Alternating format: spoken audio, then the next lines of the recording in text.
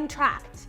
Don't just think because she said 4 weeks organic on email, there isn't some hidden charges in the T's and C's. Because delayed payment, sometimes you don't get paid. You don't get paid. And you'll be waiting 6 months for a payment. Yeah, and it'll just never come. Are you sure there's no usage? Is there payment?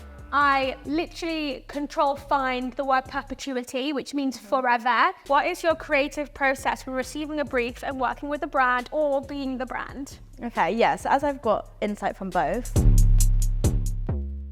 What's your name and what type of content do you create? I'm Alice Carter and I create lifestyle, fashion, beauty and career content. What is your name and what content do you create? So I'm Michelle and I create travel, fashion, lifestyle content. What led you to start creating and what has been your experience so far?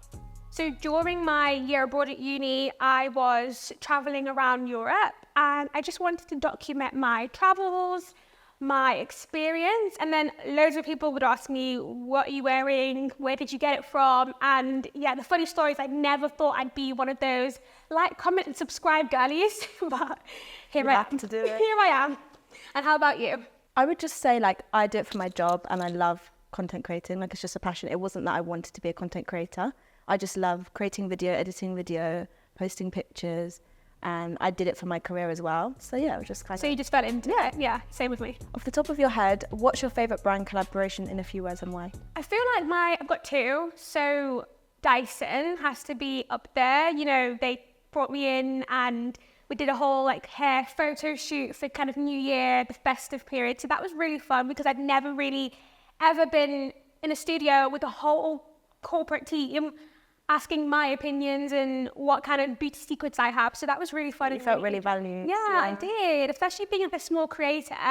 A small creator under 100K, I just never thought that would be me. And then of course I've got to say a travel one. I've got it coming up. Can't really say too much about that, but it's a press trip, a travel one. And I'm so excited. I think that's going to be my favorite because the planning for that and the creative ideas, they've allowed me to really like give it my all and be really authentic. I'm really excited, and I think that's what my favorite ones are always, just more authentic. Yeah. So you can create whatever you want. Exactly. It's not type brief. Yeah. And how about you? What's your favorite brand collaboration or? I did one with Farfetch before, which was really cool because I remember that one. That was really nice. I think it was nice because it was nice to be like as a very small creator, micro creator, to be like in that luxury fashion space and for them to recognize that like, oh, your content is actually really good. So yeah, it was just nice to be recognized, I think, and to have creative freedom to like do whatever I want. So yeah. I think what was nice about that one is you're kind of more of a streetwear fashion girly, and Farfetch for me is like always seems like the high fashion girly. So it was really nice to see how you paired your own style with the brand. That was so good. Yeah. And the Dyson one I always meant to come because it was Rennie. Yeah. Do you prefer complete creative freedom or a big budget? Nice to be both, I'm not gonna lie, but I guess creative freedom, because if you're being paid crazy amounts, but you're actually not like loving the campaign yourself and it's not authentic, it's not something you would actually post and like buy that product, then what's the point? Like I feel like you're misleading your followers, you're not being true to yourself.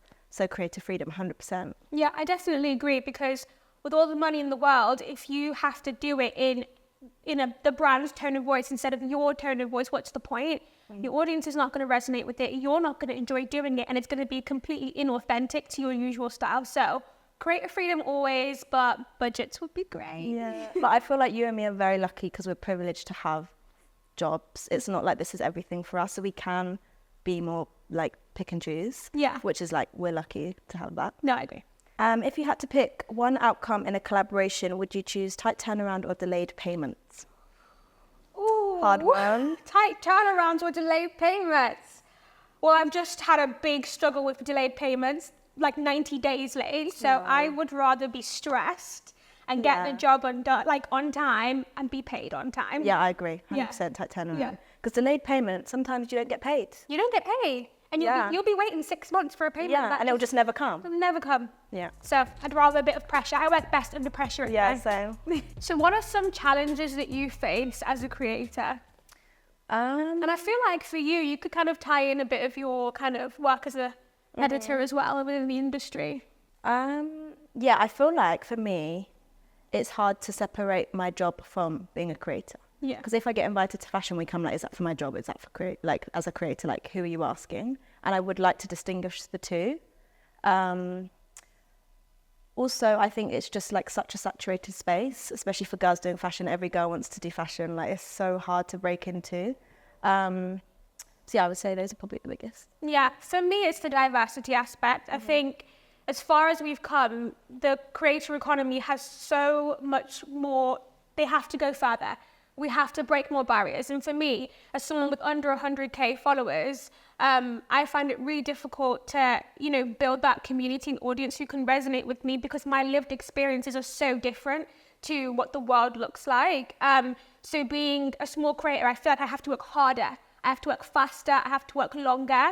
And it can sometimes be really disheartening. It can mean that I don't live in the moment. I come to London every week, go to my job. It's difficult, but it's so rewarding at the end of the day, especially when I'm doing it for the girls like me that aren't just there yet. But those are the challenges that I've faced so far. Oh, that's really nice to hear. And I feel like it's like growing up, you don't see minority creators. No. Like you grow up with white creators, that's just how it is. Yeah. And then like so you being one of these people that is really like making space safe for young girls that are like of a minority to come in and be like, oh, actually she's doing incredible. And so like the Asian community. Yeah. But yeah, it's good to see. What are some of your techniques for growing and engaging with your audience? I think for me, they have loved seeing me from the ground up. I think when I started my journey and being a content creator, I started off in travel and did a lot of that. I was a YouTuber. I didn't even really delve deep into Instagram. So you started on YouTube? Not a lot of people know that I started on YouTube. Okay. And yeah, so I would do like snapshots of like my travels. And then when I migrated to Instagram, I think people were like, I found that finding locations in London to shoot was the hardest thing, and people gatekeep. Mm-hmm. I get that gatekeeping is all great when it's like, great. But you don't want someone to discover something straight away. I understand. And then it's mainstream, yeah. And then it's mainstream, I get it, especially if it's an authentic place. However, we're all in the same place here. We're trying to grow. So I think for me, my audience loved that I just broke those barriers. I didn't care. So I would just share those locations, and that's how I think I kind of grew. I started off I used to call myself bougie on a budget, and then as time would go on, I was like bougie and then brackets sometimes on a budget, and now I'm just like, I don't even have that, because sometimes I've grown so much, my career has changed, I get paid now, so I think they've loved to see that journey. Mm-hmm. Yeah. Oh, how about you? Nice.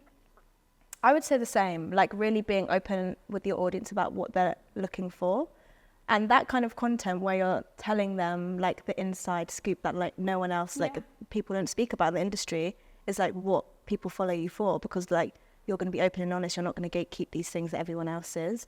So I think that stuff, and like for me, I don't know, like just sharing every aspect of my life. Whereas before I was like, no, I have to be fashion. Whereas actually, no, when I share career stuff, like girls that want to get into like marketing or like work in publishing and like traveling content as well, like food, like all of this stuff, just who you are as a person, sharing every aspect online, not obviously the personal things, but yeah, everything. I think that's what's helped me grow. What is your creative process for receiving a brief and working with a brand or being the brand? Okay, yeah, so as I've got insight from both, I would say firstly making sure like the brief is super flexible, not like so tight, because like obviously if I'm going out to influencers and it's a really tight brief and it's like this is the exact video or photo we want, they're not going to want to play with that, and they're not going to be able to like be creative, and the reason you chose them is for their content style. So I feel like just being flexible with that, being super like diverse with the creative process, and making sure like you're covering like every single angle and you're not going out to one particular niche. So I would say that, and also as an influencer, like from the other side, really being hard on negotiation, which is like you've taught me, a lot of other creators have taught me, which when you start, you don't. Yeah. You just take whatever money. You accept anything. Because you're desperate. But yeah, I think just being really, really hard on like, okay, this is my rates and that's it. Like creating the media pack, and yeah, and even on like content style, if there's a lot of pushback and like, no, you need to refilm this, or like consistently back and forth, at the end of the day, they're choosing you for your content style. So you need to be like hard on like, no, this is actually the final one. See what I was saying? What about you? For me, I would hope the brand has chosen me because they like my authentic style. But one thing that Tati and Becky taught me was Pinterest. I love a Pinterest mood board now. Like, I just love it. So whenever I get a brief from a brand, I will always go on their pages, their website, on their Instagram, any social channel or anything that I've seen. And I will try and like mood board kind of based on the product or service, kind of mood board the kind of vibe or vision that I have for it.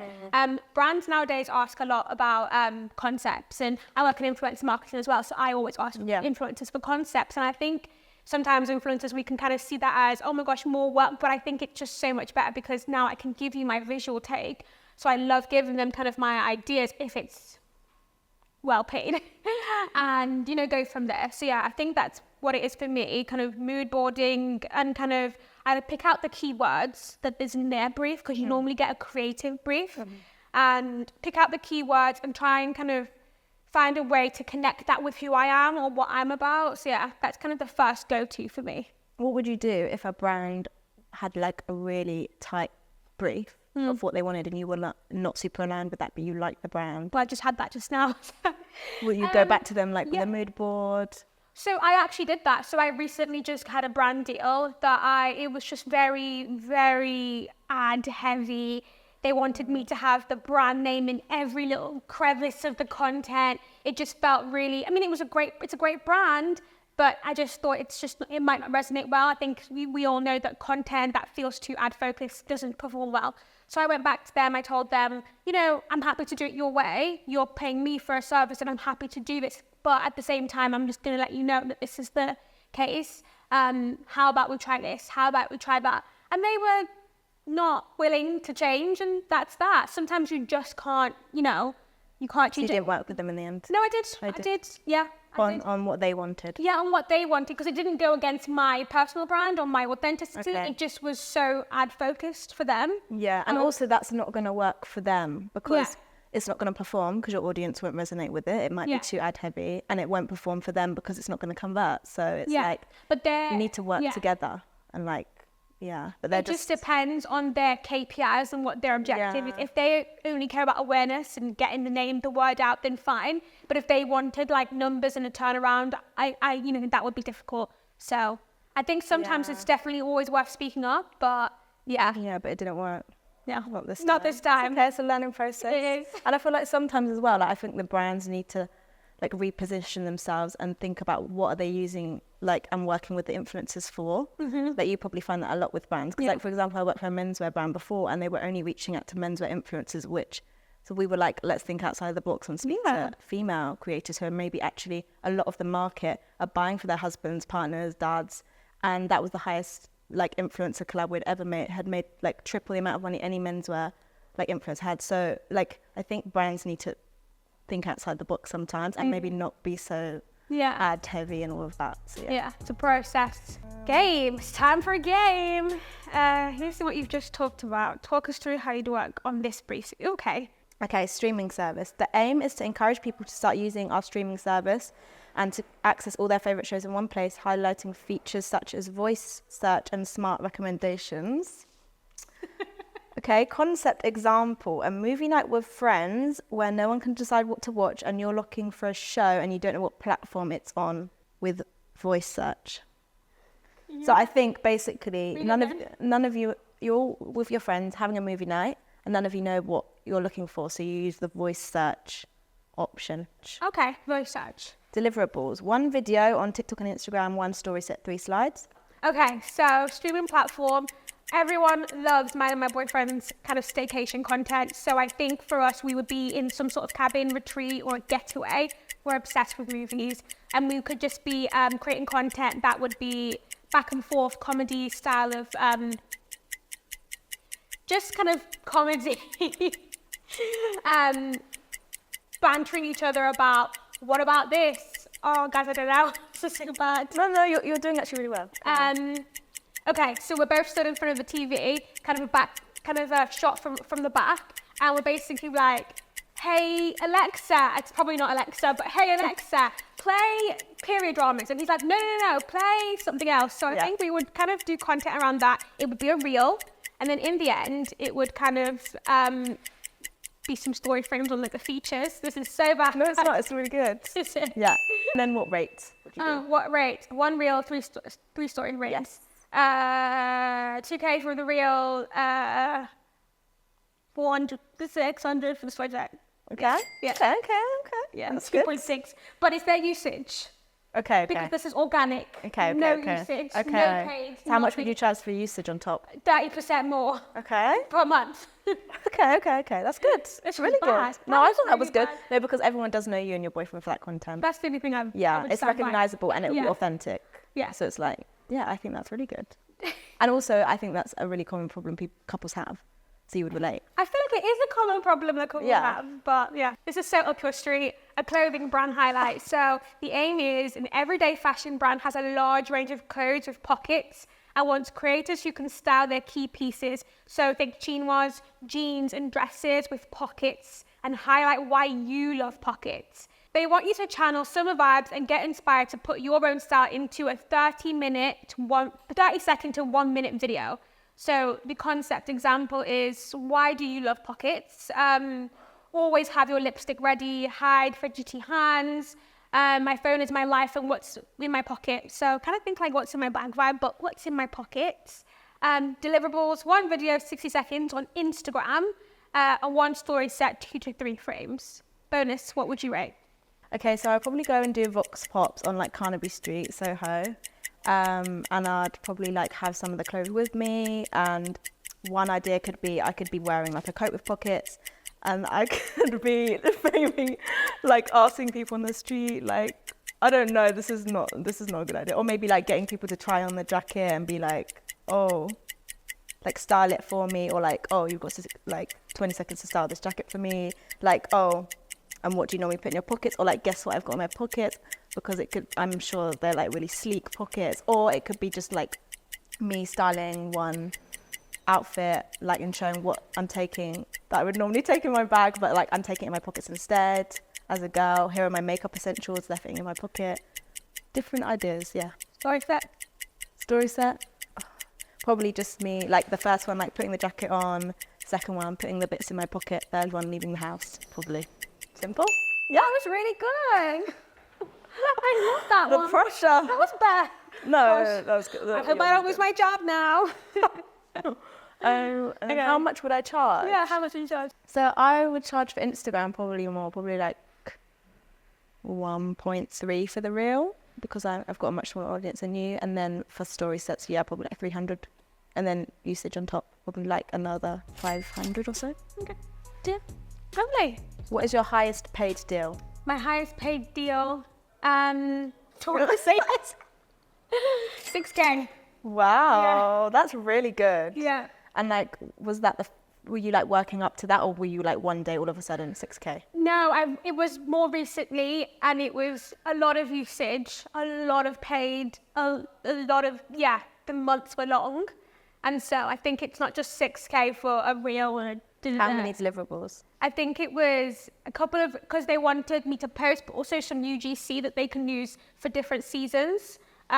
So you posting how many?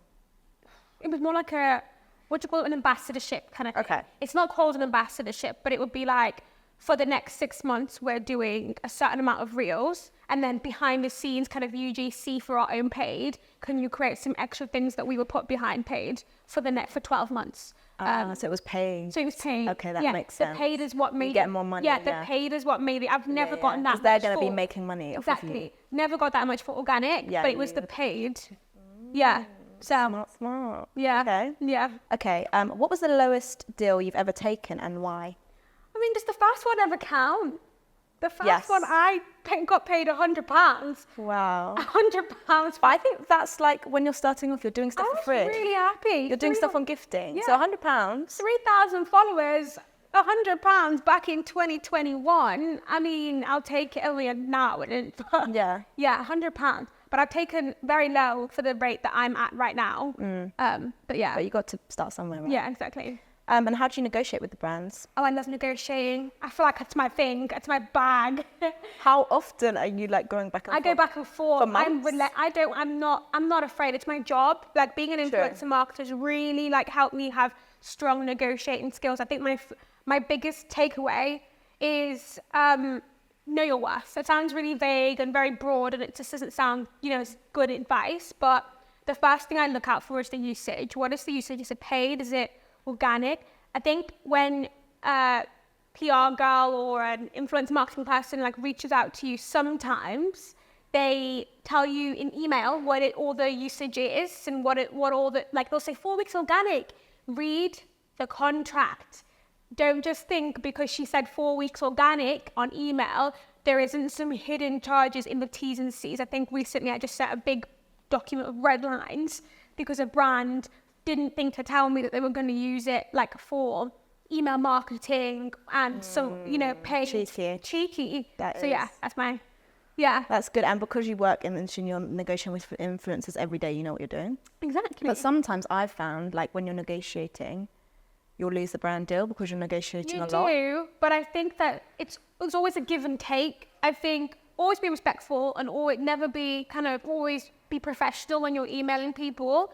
But at the same time, I feel like push it a little bit. You could always say, oh, I'm happy to do it in the end. But I find I'd rather lose a deal if I genuinely feel like, because I never decline a deal just because it's not enough money. For, like in general, I decline it if it's genuinely exploiting me. Yeah, well. Yeah. Makes sense. Yeah. What's the number one thing you ask brands before you collab? The deliverables, I just double check, like, because sometimes they'll send, we want 1 reel, 3 story frames, and you to go live on X day. So say, are you sure there's no usage? Is there payment? I literally control find the word perpetuity, which means forever. That means and I think the biggest thing is that when you're working with an agency, sometimes as a creator, you're only focused on what the brand's getting, but don't forget the agency. What's the agency getting out of it as well? It's always hidden as well sometimes. So I always ask them these kinds of questions, but also kind of like the visual direction that they're interested in if they haven't already sent it to me. Okay, that's good. Do you diversify your income as a creator, and if so, how? Yes, I have different streams of income. I think obviously the first one is posting on my own page. The second one, I've done a lot of UGC, and that's unintentionally. I haven't gone out for it, but now I'm starting to get into it a little bit more. Affiliates, I do that. And I don't really advertise this as much. It's almost like the girlies that come in my DMs that I've mentioned it here and there, but I kind of do like little one-on-one sessions, like one-to-ones. And I just charge a little small fee for that as well. But I think I'm going to start that properly. You should. I know. as like... I'm a consultant for smaller creators, who want to get into it. So that's a really good space. Offer like 3 different, things: personal branding, working with brands, and then just different things on, the creator economy. Things that I learned in my job, but also, growing in this industry. That's really good. Yeah. Okay. I work in influencer marketing. I'm an influencer marketing manager at an agency. And I kind of my primary role is to kind of be the ones going out to creators with paid brand deals. So I've got a team who do all the sourcing. I oversee that. I always approve kind of the creators that I think are, great for the campaign. I do the budget, so I'm the money girl. Yeah, and so on. Wow. Yeah. Okay. It's a big responsibility, but it's so fun because now I get that 360 view of kind of what it's like to be on the receiving end as a creator, but also as the one going out. So I kind of become a little asset at work because they're like, is this okay to go out to a creator? And I'm like, yes, it's fine. I don't know. That's nice. That. That's good that you've positioned yourself that way. And I think you can see that in your content that you create as well, exactly. that you know what you're doing. Yeah, so it's been great. I mean, I just recently spoke at Cannes Lions HQ, talking to a room of 50-year-old advertisers about the creator economy. So it's really given me that kind of step up in my negotiations and when I am talking to brands as well. Do you see yourself doing content creation full time, or because you're doing really well in both? Yeah, I do, but I think think it'll evolve. I think it will be more like a consultant-based thing. I will still always do content. I will always post. And you want to be a full-time creator? Is that your end goal? I want to be a full-time entrepreneur. I think gone are the days of just posting pretty pictures. I want to be like the next Emma Chamberlain Coffee, the next KSI Prime, Mr. Beast, Yeah. I don't want to just, nothing wrong with just posting like pictures, but I definitely want to, create a business. Yeah, I want to capitalize on what I've started. So yeah. Oh, that's nice to hear. Yeah. Okay, so this is an anonymous kind of scenario kind of question. Okay. So how would you approach this? So, help. A well-known company is asking to pay me with an Amazon gift card. How do I nicely ask for cash? I would just say the value of the Amazon gift card is not reflective of the content that I'm creating, the quality of it, the reach and engagement, and the flat rates that I normally charge. How do you ask for compensation when a brand wants to repost your content? So then I would just send them my media pack and say, this is how much I normally charge, and like, these are my rates. Yeah, that's what I'd say. Okay, so this next one is so funny. How do I respectfully say to a brand, I know you're lying when you say you have no budget. I also know you're paying other influencers. So for context, so imagine I'm the creator. So for context, I reached out first. I do lots of self-pitching and run into a lot of brands telling me that they have no budget for influencers at the moment, or if they have budget, that they completely lowball me. So what's the advice that you would give me as a creator? And I'd give you my take on this. Then I would just immediately go back and say like, I don't do unpaid work, and here's my media pack. You can see all my insights. Like, some of my reach is this high, like on similar reels that you've posted, that other influencers have posted in the industry. And I would obviously not mention that other people have been paid, but I would just like show them my value, my worth. They want to work with me, so they've reached out to me, and I would just go back with all my insights and like my actual rates and be like, this is minimum I can do, and just be really hard on that. So yeah, I agree. I think we're in so much trouble for saying this because I work both sides, so I know the real budget. I think when brands often say to creators they don't have budget, well, I can't talk about the gifted ones because we only do paid. But I think when paid, brands, they usually do have a little bit more. It's a jigsaw puzzle. I'm going to shoot myself in the foot now. It's a jigsaw puzzle. They'll have a pot of money and they'll have kind of like 10 creators, and they have to distribute that pot of money based on a lot of things. Sometimes it's not just followers. Sometimes it's kind of the creator suitability. If I have a creator all about thrifting and my brand is thrifting, I'm going to pay the creator that has got a high affinity to that brand more than the larger creator who has done luxury fashion. So you know what I mean? So I think sometimes you don't have budget for that creator, but you have budget, if that makes sense. So for me personally, as a creator, what I've basically learned to always kind of go back with my idea. I think sometimes the brand, as an influencer marketer, I need convincing that you are not worth losing. I don't want to, why are you not worth losing versus the creator that is into thrifting, that has high affinity to my thrifting brand. So sometimes what I do as a creator is I go to the brand and say, thank you for, reaching out to me and for thinking of me. This sounds like a great opportunity. I would love to take part in this campaign, but at the moment I'm not accepting any gifted collaborations, or if it's too low, transparently, this is too low for what I usually offer. I would love to make this work. So I've got a few ideas. And top line, I don't do more work than necessary. Top line, I link the content that is similar to what they're asking for, or examples of what I could do across platform. I don't just focus on the platform that they're asking for. And I literally, like you said, give them my media kit, give them my insights, and just say, I would love to make this work. However, I always leave a little bit of I'm a bit of a risk taker. I always kind of leave them with, I'm happy to leave though.